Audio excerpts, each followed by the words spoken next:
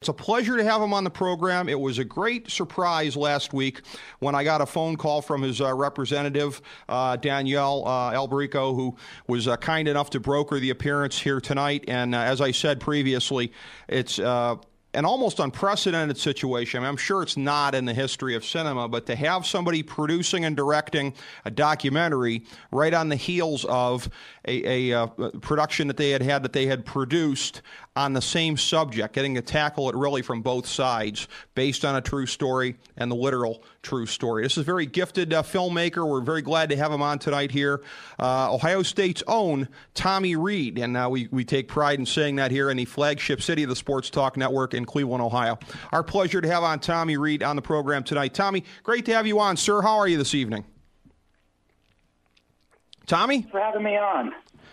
Oh, it's a pleasure to have you on, Tommy. And I'd like to just walk through this with you here, the kind of dichotomy of looking at this from both sides as you've done with producing the Hollywood version, as I had introduced it before, in indie, but one that really didn't feel like it, especially with the cast that you had and everything that had going for it, and then doing a documentary where you're looking at the literal story of it, no embellishments for creative effect or anything like that. What was that like looking at it from both sides within a couple of years of one another?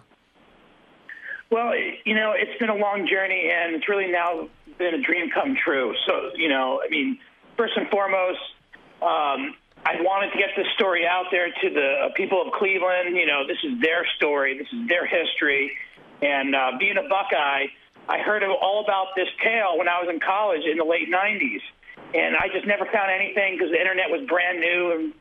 And I'm kind of dating myself there, but it was kind of brand new, and there was no topics really, that were on Danny Greene. There were just some news articles, and that was really it.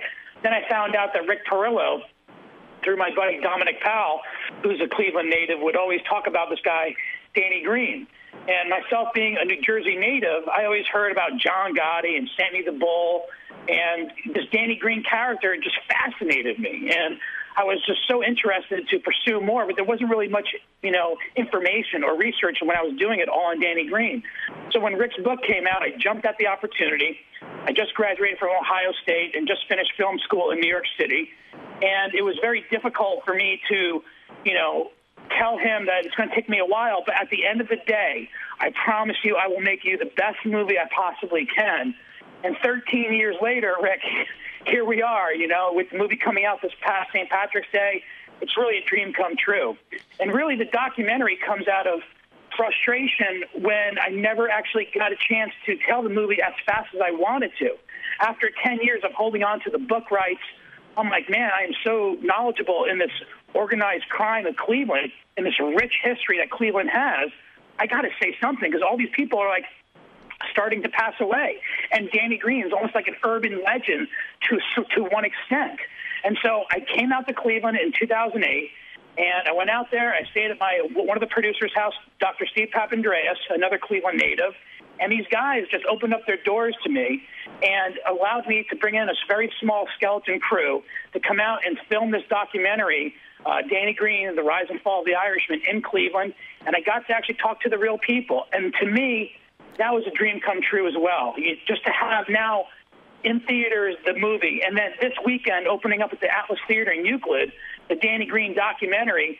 Everyone's going crazy for it. And we had 7 sold-out shows at the Cleveland International Film Festival this past week. And I'm just so fortunate to be able to tell this story and give it back to the people of Cleveland. This is your history. This is your story. I'm just really excited about it, Rick. Well, absolutely, Tommy, and it is something. I mean, I've been a native of this city my whole life. I mean, aside from college and an internship out of town, I've lived here in the Sports Talk Network flagship city my whole life. So it really is a subject of fascination. There's 2 follow-up questions I have based on your first answer there. I'll get to the one that I want to ask about from your perspective, but I want to get to a question that you would know about as somebody who dug into the history. I'm going to ask you this one first, and that is, in terms of me explaining this to people out of town, the story and everything like that, it does seem unlikely because, again, it took you being in Ohio to actually hear of this guy, but yet it really was a significant piece of history. If you look at La Cosa Nostra, I'm fascinated by it myself. I've read a lot on it and everything. I find it to be very entertaining as well.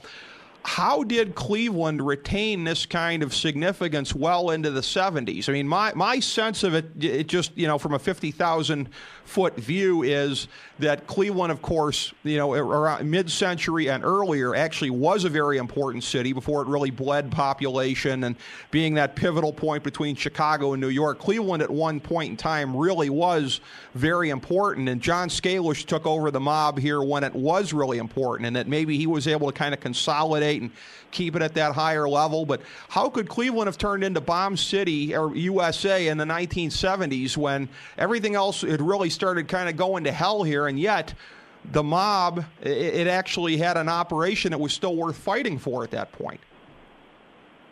Well, Cleveland has such a rich history, and it goes back to, when I was interviewing even Tony Hughes, who's in the documentary. He was the bodyguard for Jackie Presser, and Jackie Presser's father was Bill Presser, and Bill Presser was in charge of the unions, and basically, from my understanding, is that Cleveland is the foundation that helped build cities like Las Vegas. They lended them the money to build the Stardust, the Flamingo, and the Sands Hotel, and of course they made a fortune back on that, but really, Cleveland was always under the radar, and they liked to keep it a low profile. So the mob was always very low-key. They weren't very flamboyant. That's why you have guys, after John Scalish died, you had Jack White Licavoli, who lived in a very, very modest house right there on the Murray Hill area, and they liked to be under the radar. They weren't very flamboyant, but they were very proud of their heritage, and they were very proud of what they were able to do in their area. They were good men to their people, and if you were across them, you would actually pay the price. And that's the same thing that happened with Danny Greene. He didn't really understand the mafia, and that's why he didn't understand how is there organized crime. Why do you have to ask permission to do certain things? When Danny Greene just took it upon himself and just initiated all of his dealings. I mean, so they like to fly underneath the radar, and that's why I think the story was so low-key, is because they didn't really want to get significance, and draw attention to themselves, because it is a very important city, and it ranges back to the 1920s during the sugarcane wars with Rick's first book on the Leonardos and his family, the Perillos, and the fighting for the territory of the bootlegging of the sugarcane going through Lake Erie. So it just goes way, way back. But I think the Clevelanders, they draw to Cleveland. They're so proud of their city, and they should be, because it was a very, very rich, important city, all the way up until the late 70s, and then all of a sudden the factories started leaving the city, unfortunately. But there's a lot of rich history here, and they have a great, great pride about themselves, Clevelanders. It really is amazing in that regard, and certainly I'm not surprised that you could come up here and find a lot of people to talk about stuff that had happened, because even in a tangential way, it seems like everybody knows somebody who knows somebody up here. I mean, just myself, the two things. My grandmother, who was a secretary for the Teamsters, somehow was in Danny Greene's Black Book and got interviewed by the FBI after he got blown up. So there was that, and then I've told this on the air just because it sounds funny, but it actually happened. My grandpa, on the other side of the family, he was drinking buddies with a guy named Stosh, who was a leg breaker for Shondor Burns. So, all of us knew people who were connected in some way to this giant spinning web that was going on, and that's just what it was like to be up here at a point in time like that. As far as it goes for you, the follow-up that I had for you off of your initial answer was, to ask you how this grew over time. It was that tiny seed that you started with as a recent college grad, contacting Rick Porello, going through him, starting it there. It was a long process, but by the time it was all said and done, Tommy, I mean, you had a really, really crackerjack cast for something that I guess in the technical sense is an indie movie for Hollywood. An amazing cast, and it's one of the reasons I enjoyed it so much. How did you start to piece together that tapestry over time? You know, there's not that many original stories out there today when you come to Hollywood movies. They always want to and you're seeing it now. You're seeing a lot of remakes of old 1970s and 1980s movies that are just going through the Hollywood circle.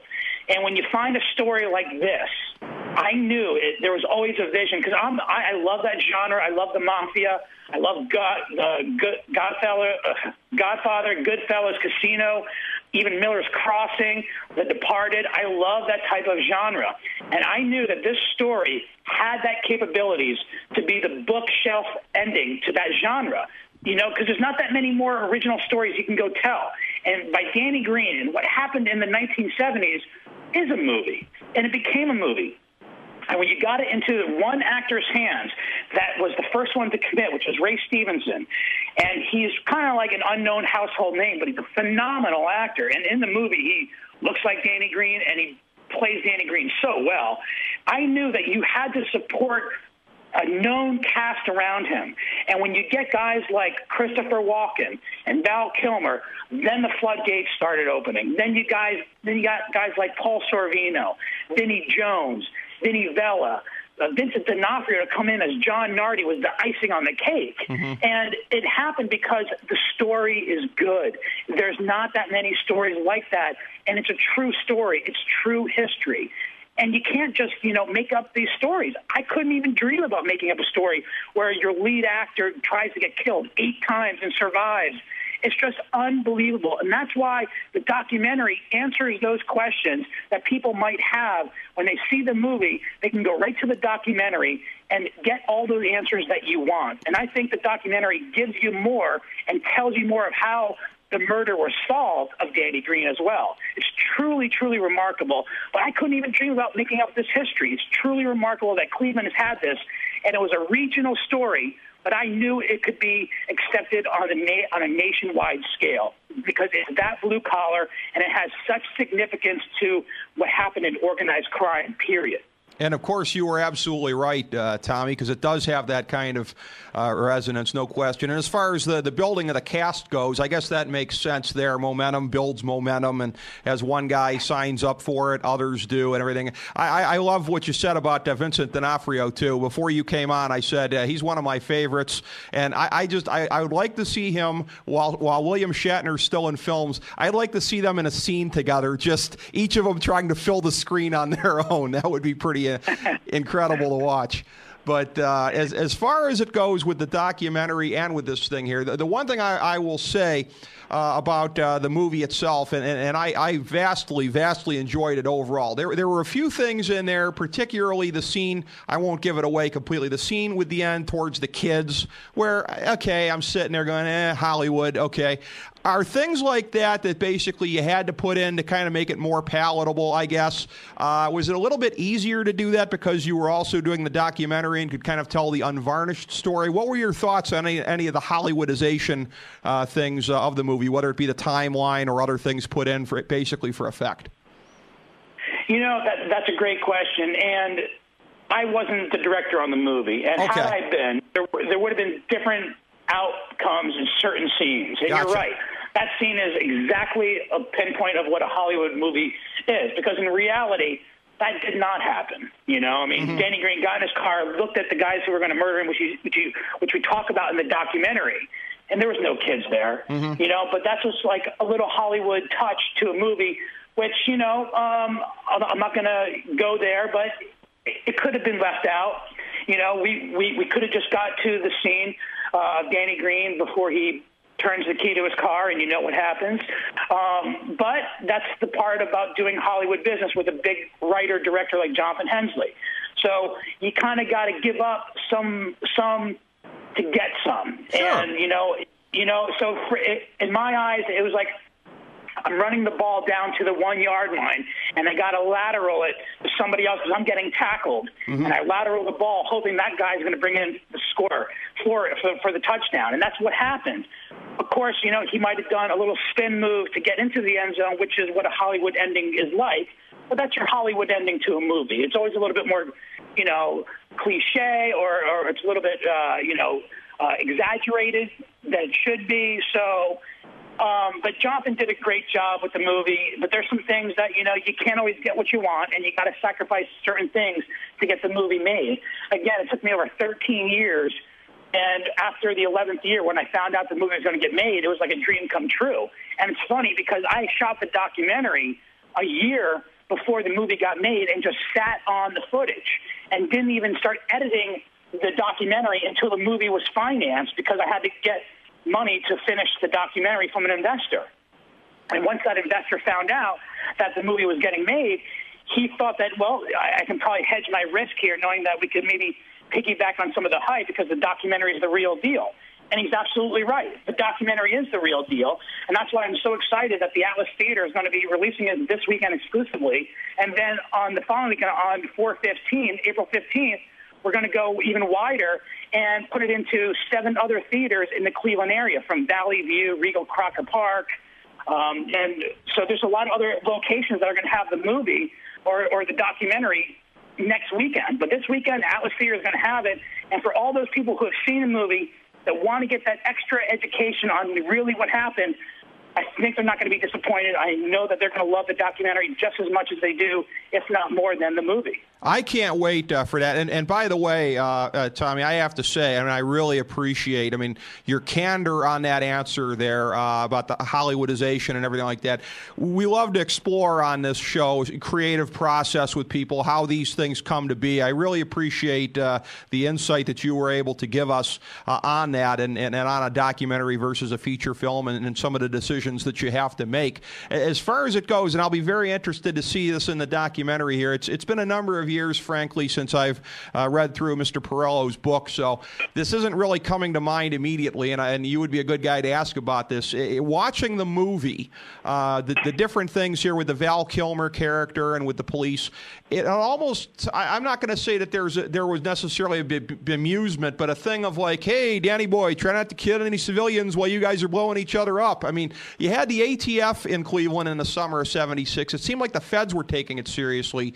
Me as a neophyte, I don't know anything about law enforcement, but I'm sitting here going, how the hell do you have the same cast of characters successfully and unsuccessfully blowing one another up over a period of time? I mean, is there not probable cause to have gotten the net out and gotten a lot of these guys in off of the streets? And I understand that the local police are figuring, okay, maybe they're just killing each other, but what was the thought process on that with local law enforcement? The ATF was taking it seriously, and I'm not going to indict the local police by saying they weren't, but what can you tell us about the mindset and the mentality that somehow or another allowed this stuff to go on and allowed these bombings to play out as long as they did?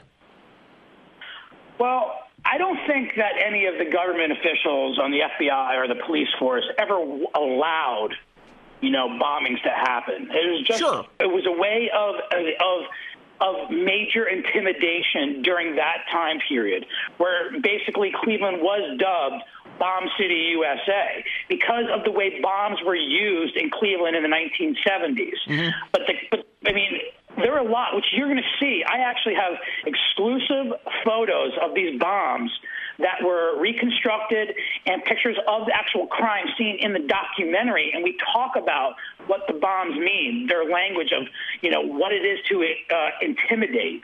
And so a lot of these bombs, sometimes they didn't even understand how to detonate them correctly, where you had bombs that had some of them gone off, literally the whole block of Waterloo would have gone up when Danny Greene's house got blown up. But they didn't know how to correctly detonate the bomb.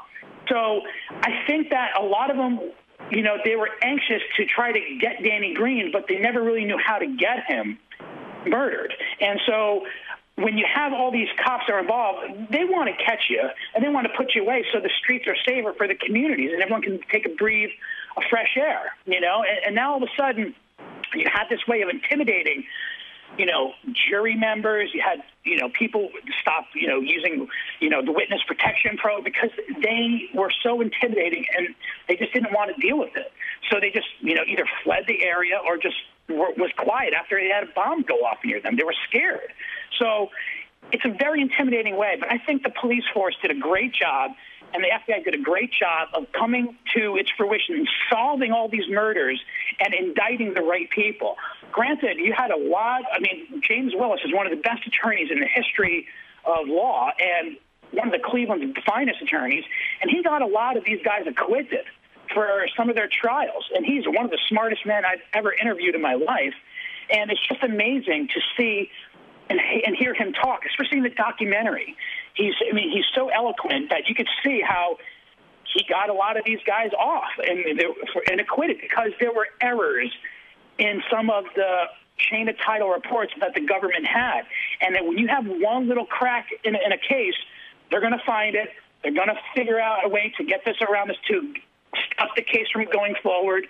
And it's just truly remarkable of what happened during that time period in Cleveland, period, because it's just an unbelievable, but yet it did happen. And it really is believable, but you think could never happen. Absolutely, and again, and I'm glad you explained that the way that you did, and yeah, because I don't want to sound like a Monday morning quarterback here on the Cops of the Day. I'm thinking, just from a neophyte perspective here, maybe there might have been a probable cause or some things where they could have pulled some guys in before things happened here. But as you said, if they couldn't make the cases stick airtight to where the lawyers couldn't get them off in the end, then I guess that really was something where it seemed like they did everything that they could. And yet, you talk about these cases where the lawyers were able to get the bombers off, or alleged bombers, I guess we have to say. But the Danny Greene one is the one that's stuck. And whether or not the thing at the end of the movie really told the full story or not, there were other things that really helped bring down the mob in the 80s. It was at least one of the factors in that, and that in and of itself gives it some historical significance. Absolutely. You couldn't even try to script a story like what really happened in the time period of the 1970s in Cleveland. It was truly remarkable. And, that's who the story is resonating with, is that all the residents and people who were born from the 70s and before then, they know this history. It's so rich in Cleveland's history that I'm trying to get the younger demographics, the 20-year-olds and under, who really don't know about Danny Greene, but their parents do or their grandparents do. But it's such a historical time that it goes out to everyone. And that's why I want everyone to go out there and see it, because it's really a part of your history of Cleveland, And again, I didn't make it up. I just wanted to stick with it, and I knew this would be a nationally told story because it's really incredible. What happens with the downfall of La Cosa Nostra from Danny Greene's death and how Danny Greene took on the mafia himself, he knew, and he told his daughter this, who told me, is that he told Sharon that, one day they're going to make a movie on me. And I'm so thankful that I'm the guy who did it. I'm Irish and I'm Italian, and to have both those bloodlines, it's a dream for me to tell this type of story. And I'm so proud of getting this story back to the people that I can't wait to get the reaction of the documentary, because it really comes through to everyone, that you see the historical evidence and you hear it from three sides of the story, Rick. You hear it from the government side, you hear it from the Italian side, you hear it from the Irish side. And we have great footage, exclusive pictures that no one else has seen before that are in this documentary that makes it so great. And it's really Cleveland's documentary. Yeah, I can't wait to see it. And as you said, it's really something that's going to resonate to a national audience as well, because of the richness of the storytelling and everything that went along with it. And as far as it goes with Danny Greene, the character, who you now, as we've established, have examined, have broken down from both sides, the based on a true story side and the actual true story side.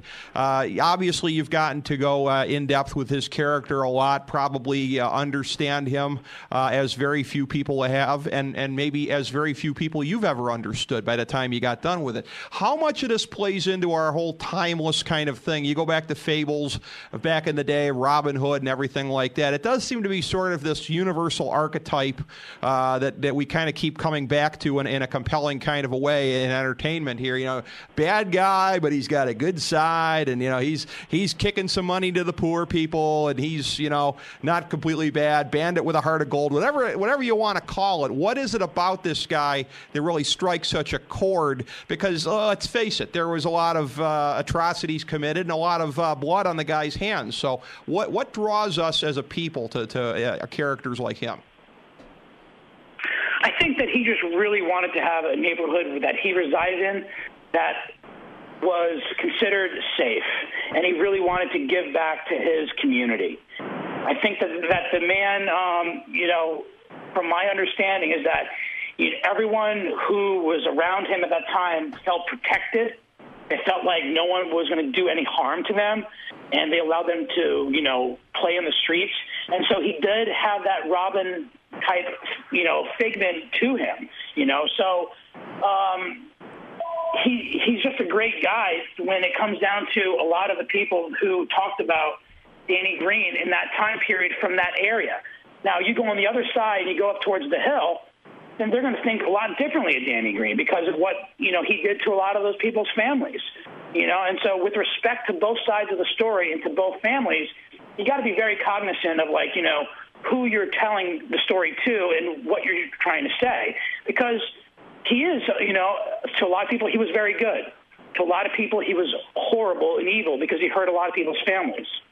So, you know, you got to be cognizant of that story to each side. And that's where, you know, a good story brings in, you know, debate of, you know, was he a good person or was he a bad person? Well, what do you think, you know? And so that's where, you know, I never really wanted to stray towards one side and glorify or glamorize Danny Greene by no means whatsoever, because the things that he did do were bad.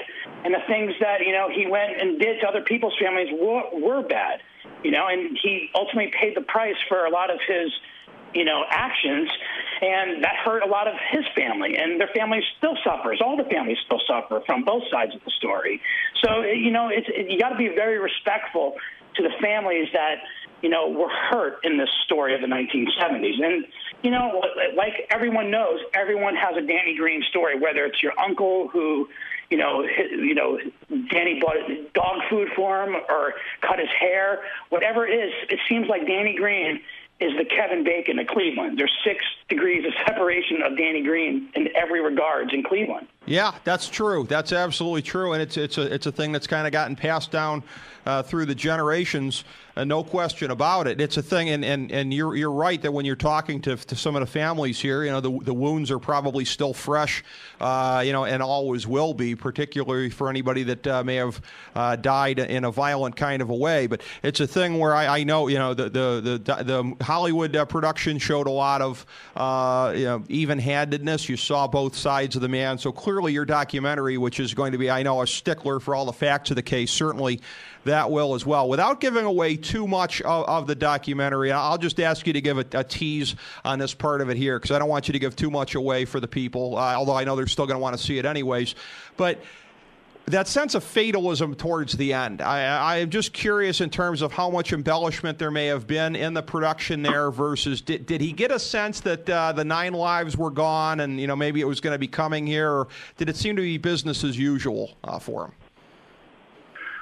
I think that he did know that he was pushing the envelope a couple of times too many. And I really feel that, from my understanding, is that, like he told his children, you know, Sharon told me, is that he knew they were going to make a movie on him one day. Well, when you say that to someone, you know that you have a very limited amount of time left, and you just don't know when it's going to be pulled from you. So that was the part that, you know, which in the documentary, you know, you see what happens after his death. You see all the ramifications. He did accomplish something that he did not do when he was alive, but when he was dead, he did get what he always wanted to do, which was take down organized crime during that time period of Cleveland. That's very interesting because that was his legacy in a way. Because as we indicated, it did kind of contribute to the unraveling of it. Certainly, as it went into the 1980s, and as the FBI and others were able to apply RICO and really kind of get to break up La Cosa Nostra a little bit more, get some of the guys to turn state's witness. So yeah, I mean, he was sort of the beginning of that in some ways. Tommy, we always love to give our guests a chance to plug here. So in addition to the 2 Irishman projects here that we've been talking about a lot tonight, I know you've had some other great stuff out here, whether it be Screwball, the Ted Whitfield story, 710 Split, Tag. Anything else that's on the horizon? I know you're very, very much into promoting the stuff right now with the Danny Greene documentary coming out, but have you had a chance to look ahead and plot anything beyond that? If so, definitely put it out there. Well, I'm glad that you asked that question, and yes, well, as you know, I'm an avid sports fan, and I love all types of sports, and I have a great book that was written by a Sports Illustrated writer called All Americans, and it chronicles the story of 2 guys from Army and 2 guys from Navy that play in the 1941 football game that go from football field to battlefield. And it's basically like Saving Private Ryan meets the Pacific and Band of Brothers. It's truly a remarkable story. And you see how these gentlemen go into their journeys of World War II and learn from what they learned in the football capabilities and the skills and knowledge that they learned to survive and help others survive during that horrific World War II. And having that was a great basis where, you know, I love Cleveland. I consider it a second home. I love the history there. So I'm going to go back and I'm going to make another story, another documentary on another Cleveland criminal by the name of Phil Christopher, who was known as Super Thief, one of Rick Pearl's other books that I optioned to make a movie onto. So I want to make a movie on Rick's second book called Super Thief, as well as make a documentary on Phil Christopher. And Phil Christopher is the mastermind behind the biggest bank burglary in U.S. history that took place in Laguna Niguel, California in 1972. Truly a remarkable story.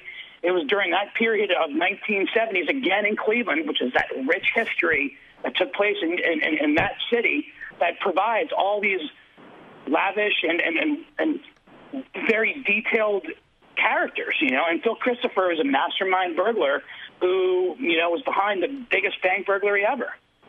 So I think that's going to be my tale, is to keep on telling these true crime documentaries and movies, and then going after the sports that I love so much. Cleveland's a great sports town. I think that they just get a bad rap at times, but they're going to come back. Every city loves a comeback. They're going to get their due here very soon.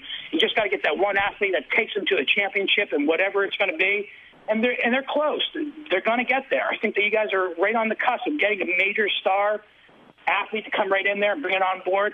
But, you know, with All-Americans and Super Thief, I got some good projects lined up for the horizon, and I'm just excited to have everyone go out to Atlas Theater this weekend in Euclid to go see the Danny Greene documentary. Well, I can't wait to see it myself, Tommy. And, yeah, as you indicated, you talked before about Kevin Bacon, 1970s Cleveland. Yeah, it's almost the Kevin Bacon 6 degrees of great storytelling. It seems like it all ties back to that. And, you know, in a more facetious sense here, maybe this is 20 degrees of separation, but I felt like coming in tonight we had at least a tangential connection to you, in as much as one of your sister Tara's great movies, Van Wilder, Ryan Reynolds was in that. One of the guys on our crew for this show here is a complete Ryan Reynolds doppelganger. So I don't know if that's 20 or 30 degrees of separation, Tommy.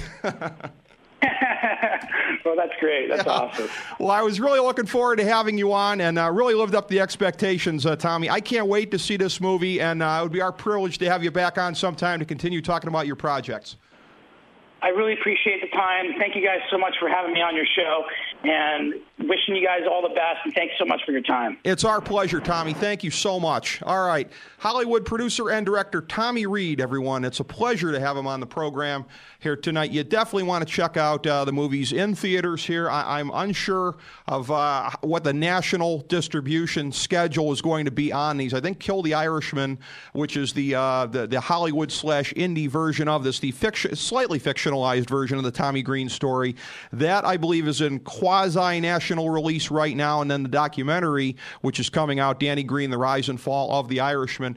We do know that it's going to be in decent release here in the Sports Talk Network flagship city of Cleveland. I think there will be some distribution nationally after that. Certainly both will be available on DVD regardless of that in the near future, but I think you can probably catch them both in the theaters depending on which markets you live in right now. I can tell you from personal experience, the indie version of it was a great one. The documentary, I'm sure, is going to be as well. Can't wait to see it once it's released.